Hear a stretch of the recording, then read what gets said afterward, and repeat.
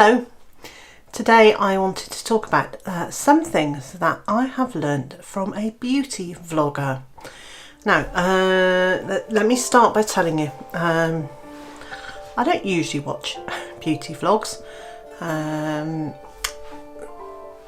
probably as you can tell, but from watching one video, clicking onto another, I ended up watching a beauty vlogger who has almost 500,000 followers, and a very pretty little girl, and I say little because she's petite, and she's also quite young, or maybe not that young, but she's got young children, so I'm going to go on the basis that she's probably 20 years younger than me, or more. But anyway, she had lots of tips for how to look beautiful without wearing any makeup, how to boost your self-confidence, how to get that certain glow, all sorts of things. I was quite interested because I've always thought that a beauty channel would just be about, putting on the old mascara and learning how to do it without going, can you put on mascara without doing the thing? I've learnt to do it. I clench my jaw when I put on mascara, but then I do this kind of it's really hard, isn't it? Anyway, I don't know why it's so hard. Perhaps it's that whole thing about having something poking so close to your eye. I've got a cup of tea on the go. So, oh yes, let me introduce you to, this is my corner. This is my corner of our lounge. It's a little space that we've created with a desk on it. I've got a bookshelf just here, floor to ceiling bookshelf, cram full of reference books, and I've got a little window here with some shutters, and you can see we are in the lounge because the sofa's over there and a table behind me covered with clutter and all those things. Anyway, this is where I very often sit to do my editing, because this is where I have my light box. I'm going to turn my light, my light box is on at the moment, and I'm going to turn it round, and then you'll see why I don't have it on me when I'm filming.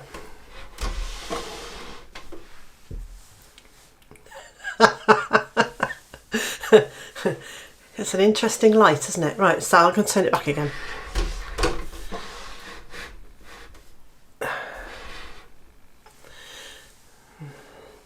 There. Does that look a bit less shocking? Okay, so the beauty vlogger. So it was absolutely fascinating, and part of talking about this is that actually I think it's really healthy to not only watch homesteading videos, but to go out and watch things, a bit further afield, things that stretch us or challenge us, not harrowing things, but just things that make us think outside the box a little bit. So beauty channel advice that we start the day with a glass of water. I start my day with a cup of tea, but it's decaffeinated tea, and I realise that decaffeinated comes with a world of other issues as well, but it doesn't have any caffeine in it, and that's the one that causes me the most problems. So it's not water, it's water plus, so I failed there. And then she talks about cleanse, tone, moisturise, use coconut oil on your eyelashes, and okay, I don't do all that. I don't know what you do, but I get up in the morning, there's a soap, there's a flannel, there's some hot water, that'll do me, clean my teeth. And talking of that, yesterday when we got our monthly delivery from a grocery store, I had ordered a new toothpaste, and one that I haven't tried before. I'm going to go and get it. Now, I don't know about you. I don't know what sort of toothpaste you use, obviously, but I know it won't get in focus, but this is seriously a not nice colour for a toothpaste. So not only is it a not nice colour, it's a fairly not nice taste. and that's got bicarbonate of soda in it, so it makes your mouth tingle and bubble. And I'm quite happy to use one with that in it, but honestly, that tastes disgusting. So from my point of view, that was a toothpaste fail, and I won't be buying it again. I will, out of sheer desperation, use it. But I'm kind of thinking, oh, I've got to clean my teeth, rather than, oh yeah, I'll go and clean my teeth, or not even really thinking about it just because it's what you do. But you shouldn't dread cleaning your teeth because of your toothpaste.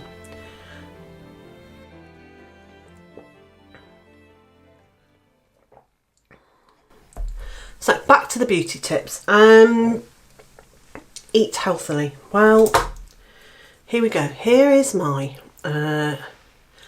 fair trade organic banana that arrived in our delivery yesterday. Here is some chocolate. From a health point of view, banana or chocolate. This doesn't come in its own eco-friendly packaging. This does. This packaging will rot down and improve the soil. This packaging won't.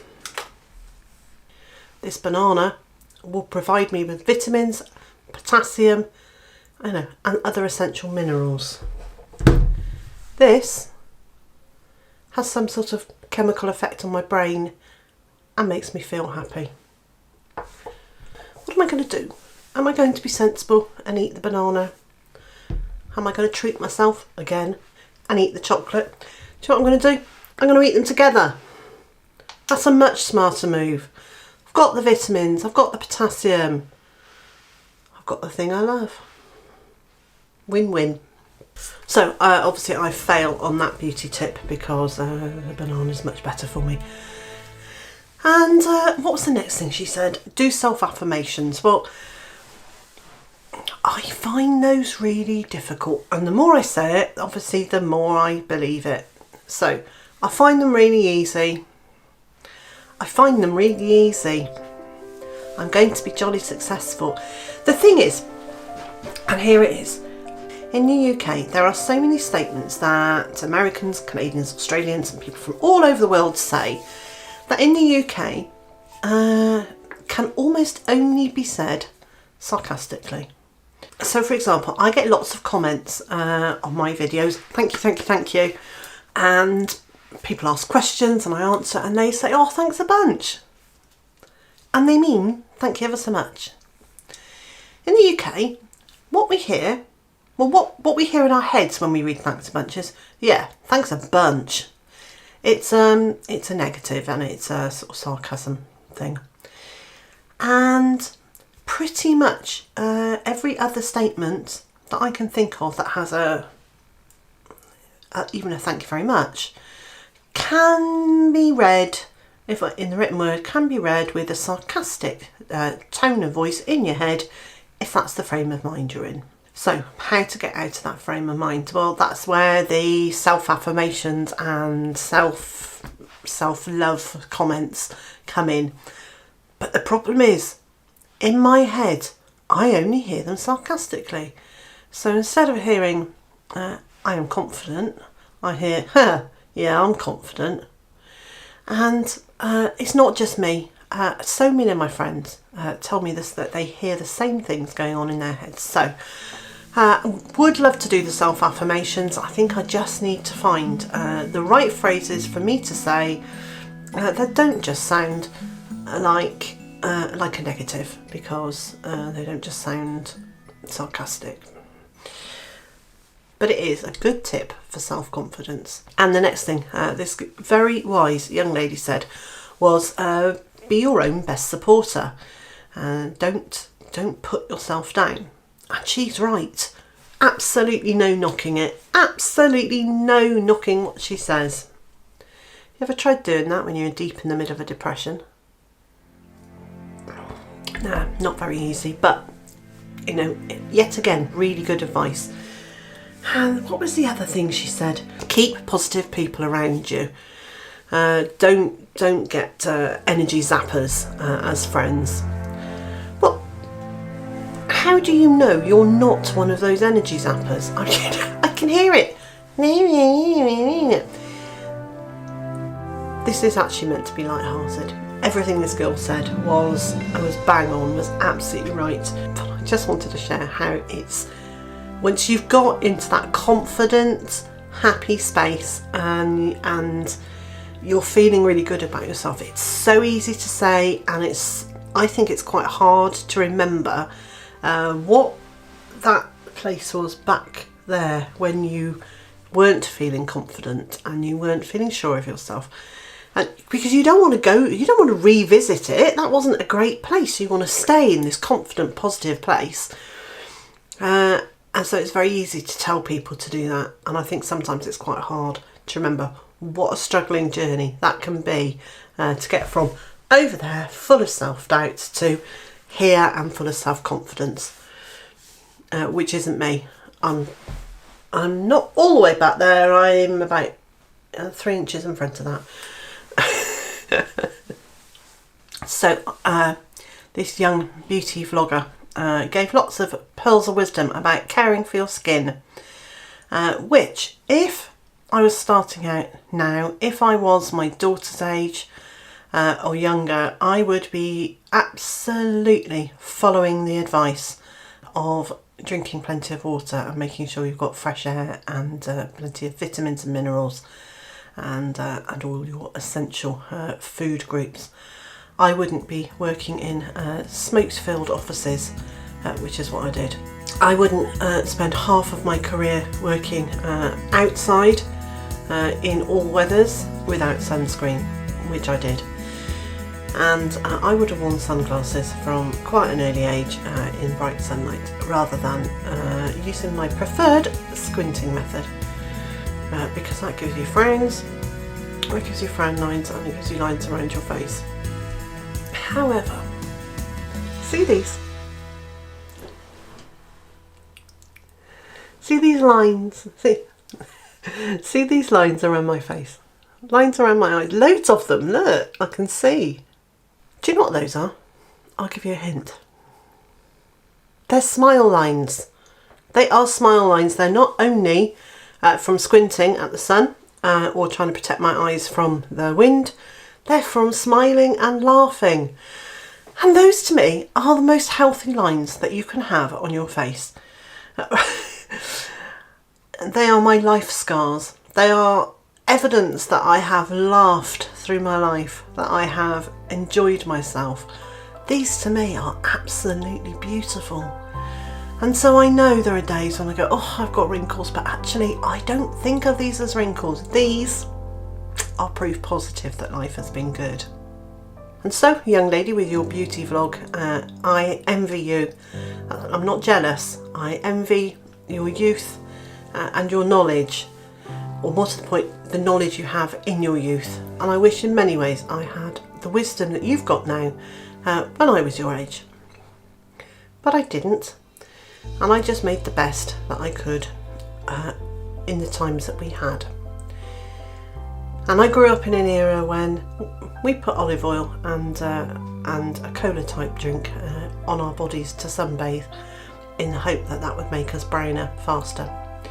And we sunbathed for hours, cooking ourselves basted in olive oil, a bit like roast chickens on a rotisserie, all turning in the sun around the same time. We dyed our hair and we used some pretty horrendous products against our skin, and we ate dreadful foods, things that have now been banned and at the time were just wonder meals. And we survived. And we have survived all of those things and come out the other side of it as we are. And I kind of make no apologies for having lines on my face and furrows on my brow. This means I worried about something maybe because I cared for someone. So I don't really hold with Botox, which smooths out the wrinkles on your forehead. I like to know that people have lived. I like to know that their face is expressing them as they truly are, It's really hard to hide what you're feeling. You can say one thing, but your eyes and your face and the slightest movement of the muscles will say another thing. So, you know, you can say, I'm really cross with you, but your face isn't saying it. Or you can say that you love someone and your face won't say it. They'll know. So I'm not a great fan of Botox. That takes away the expressions that you can convey with your forehead. I like all those lines. I realise that I spend a lot of time looking cross. I'm not cross. I'm usually trying to just block out the sun. I'm not hideously ugly in my books. I'm also not a beauty. And I quite like that. I quite like being sort of somewhere down the middle. And obviously, that's just my opinion. It is just my opinion. And in the end, it's my opinion that matters. Because when I go to sleep at night, whose voice do I have running around in my head? Because it's not yours or theirs or hers. It's mine. What was the point of all this ramble? Well, it was kind of to say thank you to the beauty vlogger for getting me thinking about how I look after myself, and all the other beauty vloggers out there who are promoting that people like themselves, that people care about their insides and what's going on in their heads as much as what's going on their skin. And so, wherever you are in the world and whatever you've got planned for today, I hope it's a good one, and I also hope you can join me again tomorrow.